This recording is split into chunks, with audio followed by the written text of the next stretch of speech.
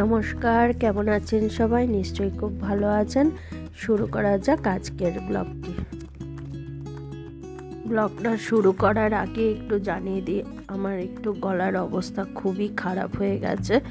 কটা দিন ধরে জ্বরে ভুগছি, তার জন্য নিয়মিত ভিডিওগুলো আমি দিতে পারিনি, তার জন্য দুঃখিত। 19শে জুন আমার বার্থডে ছিল, তো সেই জন্য আমি বার্থডেতে খুব কষ্ট করে হলেও একটু মন চাইছিল না মায়ের কাছে পুজো না দিয়ে, তার জন্য মায়ের কাছে একটু পুজো দিতে এসেছি। এই মন্দিরটা তো আপনারা আগেও দেখেছেন। আমি পয়লা বৈশাখে মাকে নিয়ে আর আমার ছেলেকে নিয়ে মন্দিরে পুজো দিতে এসেছিলাম। এটি হচ্ছে আমার বাড়ি থেকে সবথেকে কাছের মন্দির। তো এখানে বরাবরই আমার জন্মদিনে পুজো দিয়ে আসি। তারপর বাড়ি এসে সামান্য একটু প্রসাদ মুখে দিয়ে জল খেয়ে তারপরে এই যা যা পেয়েছিলাম গিফটগুলো, আর এই বার্থডে কেকটাও পেয়েছি, আমার সব কাছের বন্ধু পাঠিয়েছে। তো সেটা কেক কাটিংটা করলাম, কেক কাটিং করে ছেলেকেও খাওয়ালাম, নিজেও খেলাম।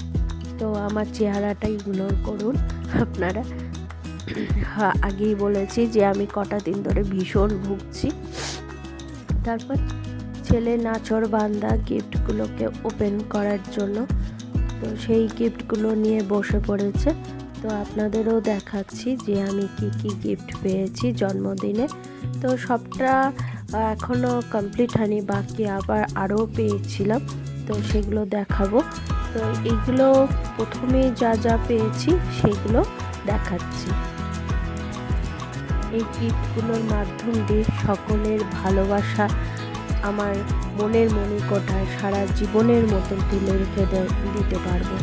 তারপর লাঞ্চ করে একটু রেস্ট নিয়ে সন্ধ্যাবেলায় ছেলের নাছোড়বান্দা অনুরোধে আজকের যে আমার জন্মদিনটা, সেই জন্মদিনে আমার কিছুই চলে না, সবটাই ওর বাবা আর ছেলের অনুরোধেই আমাকে সব কিছু করতে হয়। তো তাতে করে আমার বেশ ভালোই লাগে যে আজকে ছেলে আমার জন্য করছে। ওর কাছে আর কি চাওয়া বলুন, ও যে আমার জন্য একটু ছোটোখাটো মনে রেখে যে এইটুকু করে, আমার কাছে বিশাল পাওয়া, তাই না?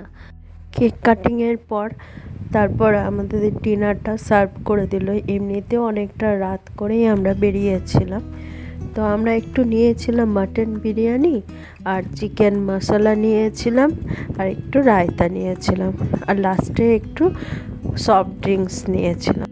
আমরা ডিনার করে তারপর বাড়ির উদ্দেশ্যে যাত্রা করি। আজকের ভিডিওটি যদি আপনাদের ভালো লাগে তাহলে একটা লাইক আর সাবস্ক্রাইব করে দেবেন।